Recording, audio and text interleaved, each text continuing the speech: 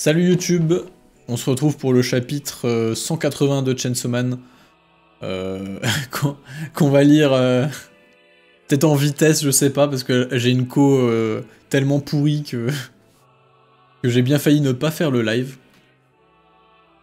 Mais bon, on est là, hein, ça marche. Et je suis bientôt à Montpellier, j'oubliais. Je fais encore une semaine ici, et après je me barre pendant quasiment 2 mois à Montpellier. Et normalement, à Montpellier, il y a la fibre. Et s'il n'y a pas la fibre, il y a une 4G solide, quoi. Donc, normalement, on va même pouvoir faire des lives en 1080p. 1080p 60 fps même. Vous verrez, ça va envoyer du lourd. Bon, par contre, je sais même pas ce que j'aurai comme déco. En plus, il va falloir qu'on se débrouille parce que, genre, on fait une coloc à 4. dans un truc plus petit que la dernière fois. Donc, va falloir qu'on s'arrange pour que vous voyez pas de type passer en caleçon en arrière-plan. Ah bon, on va s'arranger. Bref, le chapitre donc. Chapitre 180 qui s'appelle Bizarbre. Bizarbre, ok. Hop. Merde. Putain merde, c'est pas le bon écran ça. Ah mais oui, d'habitude je fais l'inverse. Voilà. Ah merde, du coup je suis décalé. Hop. Voilà. Let's go. Ah, en plus on a une musique de dingue. Hop.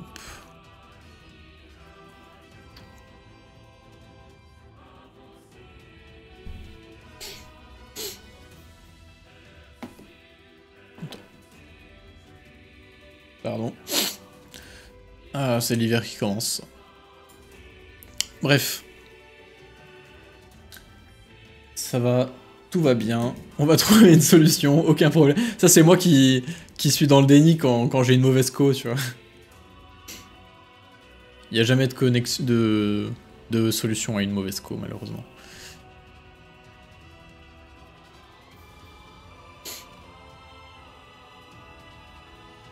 Elle tient sa chemise déchirée. Oh, peut-être. Hein. Mais oui, j'y suis, c'est exactement comme avec le démon éternité. J'ai trouvé comment sortir d'ici. Cet espace, il suffit que j'arrive à me persuader qu'il m'appartient. Pour le transformer en arme et retourner dans le monde normal. Mais c'est vrai que ça fait un peu redite avec le démon éternité.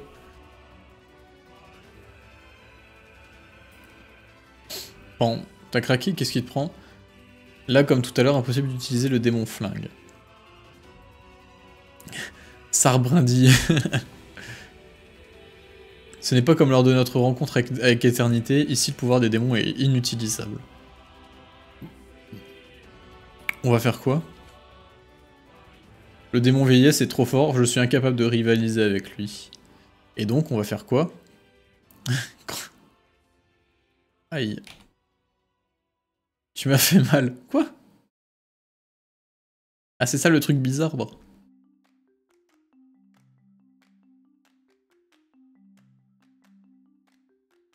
Ah bon, Denji. Tu as rencontré les humains devenus arbres. Content de te revoir, Sanae. Il a encore changé de nom. La transformation intervient après 1000 ans de vie ici. Oh, ça fait que... Oh! Ah, c'est marrant, ça fait comme... Ça rappelle un peu Fire Punch. Les types qui deviennent des arbres pendant des milliers d'années. Il y a les arbres du Seigneur des Anneaux. Ah oui, oui, c'est vrai. Merde, pourquoi ça? Bref. Puis lentement, l'arbre dépérit et retourne à la terre. C'est à ce moment-là, quand le corps et l'esprit ne font plus qu'un avec la nature, qu'on réintègre son corps dans le monde réel. Wesh. Attends, dans le monde réel... Ok, mais du coup, alors comment ça se passe en termes de temporalité Combien de temps il s'écoule à l'extérieur pendant ce temps-là?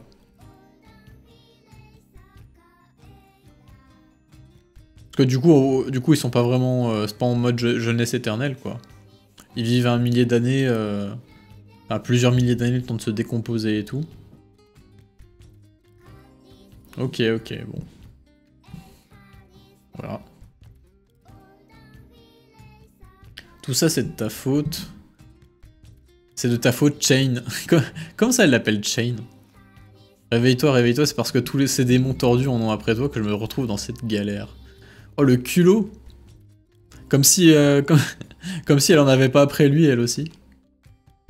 Je sais, tous ceux qui m'approchent finissent mal, franchement, je suis désolé.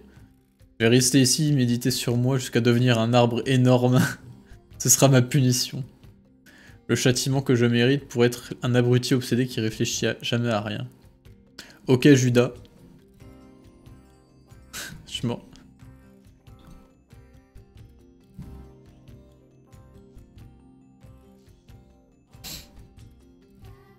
Par contre, niveau dessin, ça s'est vachement amélioré, non? Je sais pas. Ah, tu parles peut-être des décors? En vrai, Fujimoto, ça a toujours été un fan des arbres, je crois. Je me souviens, dans Fire Punch, je crois que j'ai déjà dit au live précédent, ça. Mais dans Fire Punch, je me souviens de certains passages où genre tous les dessins étaient rushés, mais les arbres étaient super bien dessinés, genre c'est vraiment... C'était flagrant. Et je crois il doit kiffer ça. Je crois qu'il aime trop faire des décors, en fait. Et comme j'avais dit, ça a sûrement un lien avec... avec aussi ses... comment... la dualité Fujino-Kyomoto qu'il y a dans Look Back. Après oui, ça peut très bien être ses assistants qui ont fait le boulot, hein. C'est possible aussi. D'un autre côté, ses assistants, ils auraient pu faire le boulot pour autre chose, tu vois. Donc je pense que s'il insiste vachement là-dessus, c'est parce qu'il kiffe ça.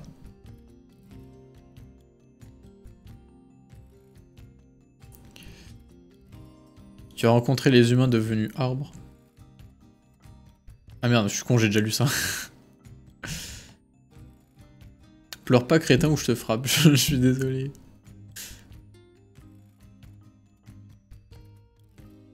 Wesh. Ok. Je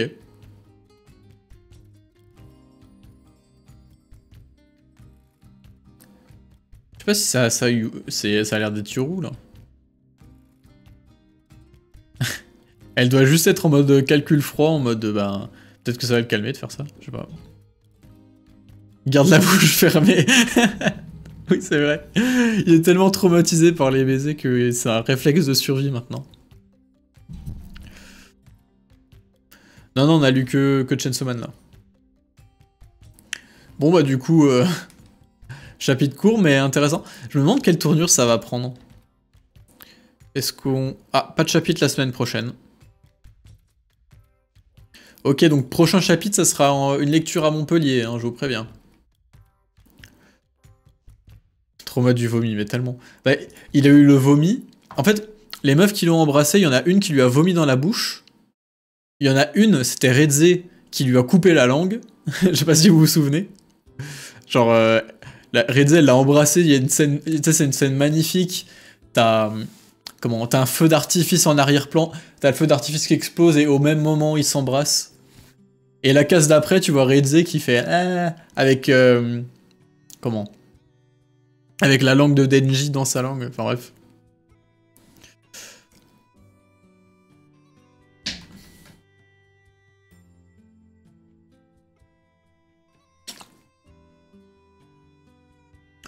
Alors, les lives se feront probablement le vendredi, ouais. Parce que vous savez, les étudiants le jeudi soir, ils sont rarement... ils sont souvent occupés. Faut réviser un petit peu. Et... voilà, c'est purement professionnel, hein, c'est des révisions.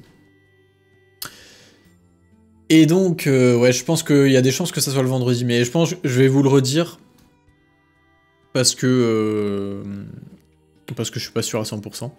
On verra comment ça évolue. Mais en vrai, ouais, je pense que par défaut, on peut se dire vendredi. Enfin bref. Mais du coup, pour revenir au chapitre, je me demande comment ça va tourner en fait. Parce qu'en vrai, Fujimoto, il pourrait faire un truc mais complètement anti-climatique. Anti-climax, je sais pas comment on dit. Qui consiste à littéralement mettre tout en pause, à nous transformer l'arc en cours en un truc de slice of life entre comment Asa et Denji. Un isekai, mais c'est vrai que oui, ça serait un isekai, techniquement. Ils sont dans un autre monde, là. Non, mais en vrai... comment Et un truc qui est marrant, c'est que... en vrai, pour Asa c'est vraiment parfait, parce que... Asa, c'est une meuf qui, à la fois, a peur des gens, peur de la société et tout, elle est hyper renfermée sur elle-même, machin, elle a peur du contact avec les autres... Et en même temps, elle a peur aussi de la solitude. De trucs vraiment contradictoires, quoi. Et là, d'un autre côté, elle se retrouve toute seule, donc en vrai, elle a plus les gens qui en font chier. Enfin, elle a plus la société, en fait. Que c'est plus ça, le poids sur Asa, c'est vraiment le poids social, quoi. Genre la société dans son ensemble. Et comment Donc elle a plus ce poids un peu de la société, tout ça, les gens de manière générale, quoi. Mais d'un autre côté, elle est pas seule parce qu'il y a Denji et qu'elle en est un peu amoureuse, quoi. Donc en vrai, c'est tout bénef pour elle, hein. Et de l'autre côté, t'as Denji qui peut un peu... comment dire Bah en fait, Denji, il se fait encore un peu manipuler de plein de façons dans cette partie 2. En fait, les gens se battent pour ce que lui devrait faire, tu vois. Il y en a qui sont là, oui, mais tu dois faire le Chainsaw Man, faut que machin, t'assumes ton truc, machin. D'autres qui sont là, oui, mais non, faut que t'arrêtes de faire le Chainsaw Man et tout. Et il est un peu tiraillé entre ces trucs-là, mais toujours avec des gens qui décident à sa place. Et puis il y a toujours aussi ce truc-là de... Il est trop dépendant de la société lui aussi, tu vois. Il est trop dépendant du regard des autres. Il se pose trop la question de comment les autres vont le voir et tout. Donc là, on a pris vraiment les deux personnages, on les a isolés du monde, et on les a foutus les deux ensemble, machin, pendant une période de temps gigantesque. Du coup, je me dis, en vrai, ça pourrait être sympa que juste on se tape genre 1000 ans de romance, tu vois. 1000 ans de tranches de vie.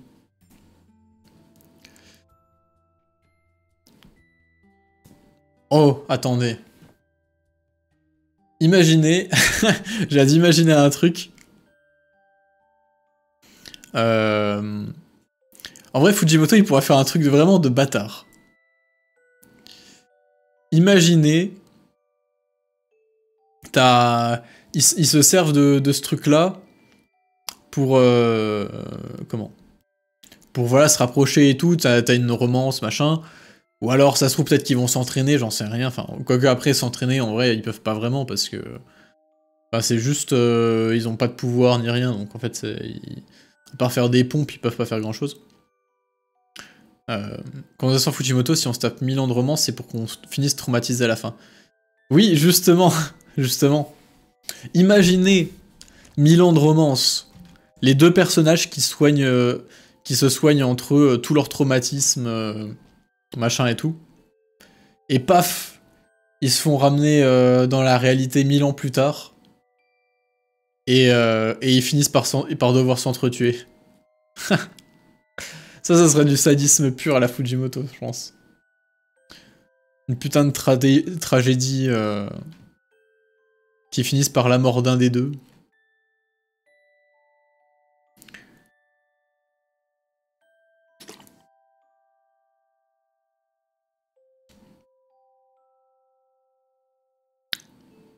Enfin bref, je sais pas si on aura ça.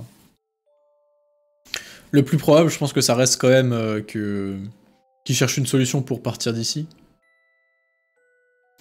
Mais d'un autre côté, Fujimoto est quand même assez zinzin pour nous montrer Denji et Asa qui se tapent 1000 ans de tranches de vie, qui finissent en arbre tous les deux, et puis... Franchement, il est assez zinzin pour ça, hein. Ça fera un peu penser aussi à... Comment? Il y aura une vibe un petit peu Ère des Cristaux s'il fait ça. Allez lire l'Ère des Cristaux, ceux qui l'ont pas fait, c'est vraiment... vous allez pas le regretter, hein, c'est un des meilleurs mangas de ces dernières années, d'ailleurs. Il s'est terminé récemment. C'est vraiment C'est vraiment exceptionnel comme manga. J'en parlerai en vidéo un jour, je pense.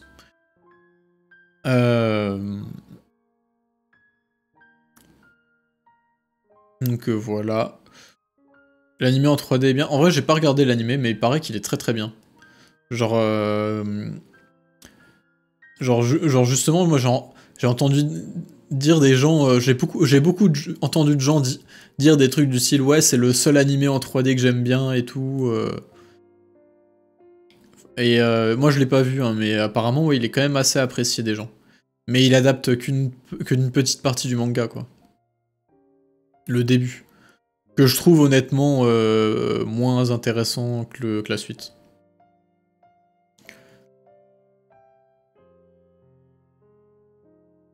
Donc ouais, foncez. Vous pouvez très bien découvrir en animé et puis après passer sur le manga. Surtout que le manga au début, je trouve que sur la forme, il est pas si incroyable que ça. Les couleurs de l'animé donnent vraiment un vrai plus au truc. Parce que les personnages sont très reconnaissables grâce à leurs couleurs. Et vu que c'est un peu En gros, les personnages, c'est des cailloux. Et ils sont plus jolis en couleur, quoi. Au début. Parce qu'au bout d'un moment, l'autrice, je crois, je sais plus si c'est un auteur ou une autrice, enfin bref, devient tellement fort dans sa gestion du noir et blanc que c'est impossible d'imaginer le manga autrement qu'en noir et blanc. Mais ça prend quand même quelques tomes, je trouve. Donc ouais, non, vraiment l'Ère des Cristaux, c'est une lecture qui vaut sacrément le coup. C'est une lecture assez bizarre, assez déroutante, je pense, pour les gens qui sont habitués à une forme de narration très classique, je pense que ça sera très déroutant. Ça fera très bizarre. Mais ça va. En vrai, je pense que c'est le genre de narration assez déroutante qui sort vraiment de ce qui se fait habituellement, mais pas trop non plus pour perdre complètement les gens qui sont tout le temps habitués au même style de narration, au même code un peu classique. Et donc je pense que ça peut être une bonne porte d'entrée à des trucs un peu chelous comme, je sais pas, comme Blame ou des trucs du genre, quoi.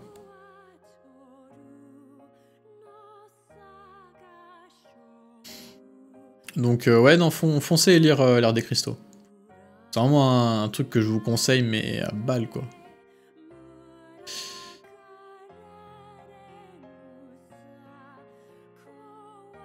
Jamais lu, jamais vu pour l'instant, mais ça m'intrigue.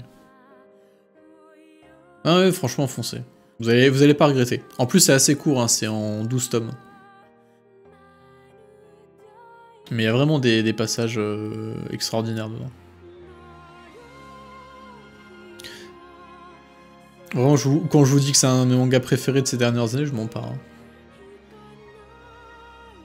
Je crois que d'ailleurs que c'est un des mangas où j'ai mis 10 sur 10. J'ai dû mettre soit 9,5, soit 10 sur 10, parce que c'est vraiment... c'est vraiment incroyable. Et non, j'ai pas lu Manchuria en Opium Squad. J'ai jamais entendu parler d'ailleurs. Enfin si, peut-être, j'ai déjà vu des pubs récentes sur un manga sur l'opium. T'avais déjà entendu parler... Enfin, j'en ai déjà entendu parler, ça me tente. Bah en vrai, hésite pas, hein, fonce. Des Greyman, je connais de nom, hein, mais j'ai jamais lu. Je sais qu'il faudra que je le lise un jour, parce que je sais que comment... Je connais des gens qui le mettent un peu au même niveau que FMA, ou des trucs comme ça. Donc je lirai un de ces quatre, je sais juste aussi que c'est toujours pas fini. Elle avance la vidéo sur FMA, elle avance. Lentement, mais elle avance.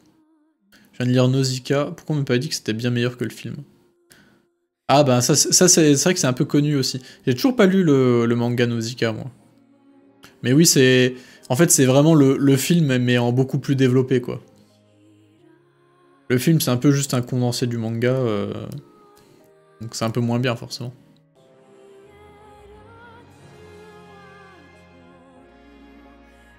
Quel point la fin du 9 peut avoir un impact sur l'œuvre pour toi? Parce que moi, je t'avoue que depuis la fin de la SNK ou God, j'ai du mal à y retoucher. Bah en fait, c'est une question compliquée parce que ça dépend de chaque œuvre. Des fois, il y a des œuvres qui foirent leur fin, mais en vrai, tu t'en fous parce que il y a tellement eu de trucs bien avant que voilà, on s'en fout. Et puis même des fois, la fin est pas si importante que ça, quoi. Dans le cas d'un SNK, par exemple, SNK, le problème, c'est que c'est une histoire qui est tellement construite en mode architecte, tu vois. En mode, elle part d'un point A, elle va à un point B, tout mène vers la fin, etc. Donc, tu t'attends vraiment à la fin comme le point de conclusion de tout le truc et comme le truc qui va sceller vraiment le sens du manga. Et donc, si ce truc est foiré, ben c'est un peu comme si tout le manga était foiré, quoi. Après, moi, je suis pas aussi catégorique que ça. Je trouve que même des mangas à la SNK qui foirent leur fin, ça m'empêche pas d'oublier vraiment tous les trucs bien qu'il y a eu avant, tu vois.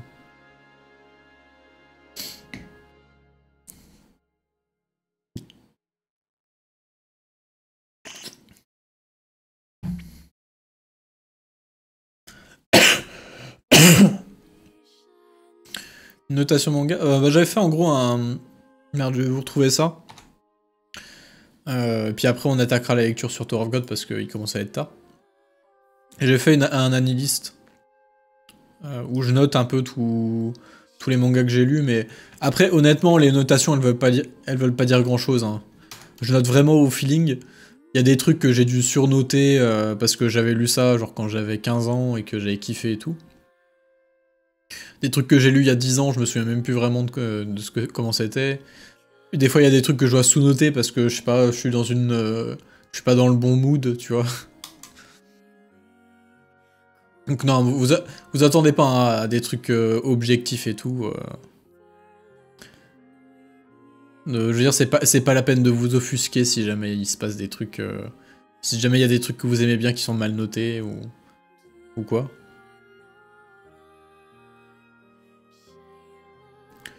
Et du coup... Combien j'avais mis l'art des cristaux? Ah bah j'avais mis 10 du coup, voilà. Dans tous les cas, je sais que ce qu'il y a dedans, tout ce qui est au-dessus de 8, on va dire, ça vaut le coup de le lire. Puis en vrai, même les trucs qu'il y a en dessous.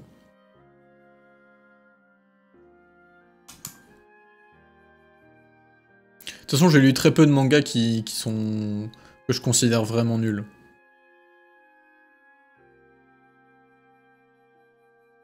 Je pense que je ferai une vidéo un jour sur SNK, où je parlerai de la fin notamment.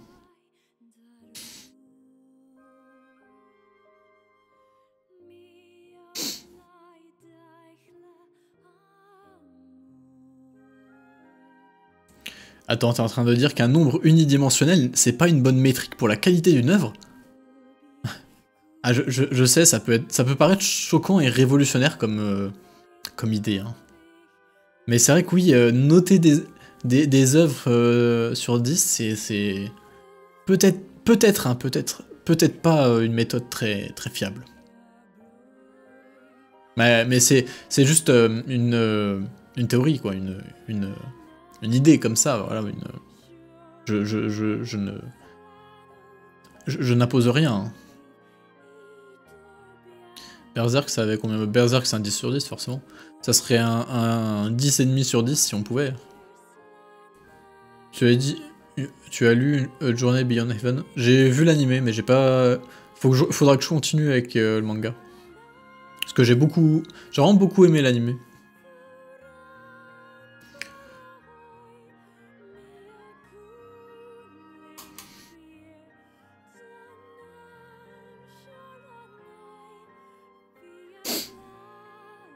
Enfin bref. Voilà. En vrai, on va passer à la suite. On va passer à Tower of God, je pense, parce que...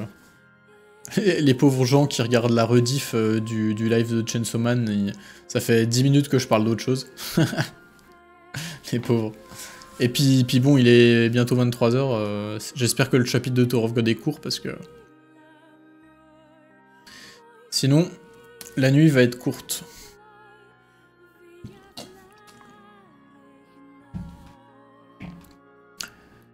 Et puis en plus, j'ai plein d'autres messages à lire après. Enfin, bref.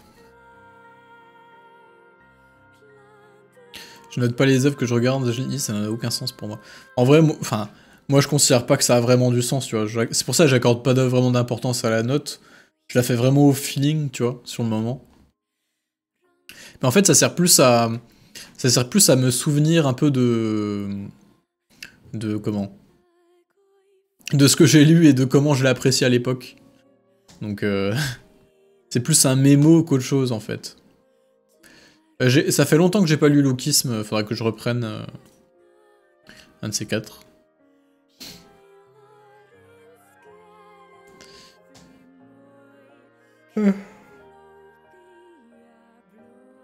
Enfin bref. Bon allez.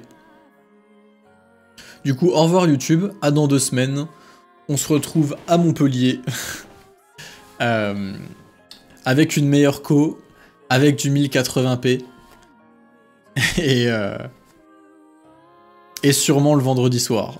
Parce que ouais, voilà, les jeudis soirs risquent d'être un petit peu mouvementés. Voilà, salut.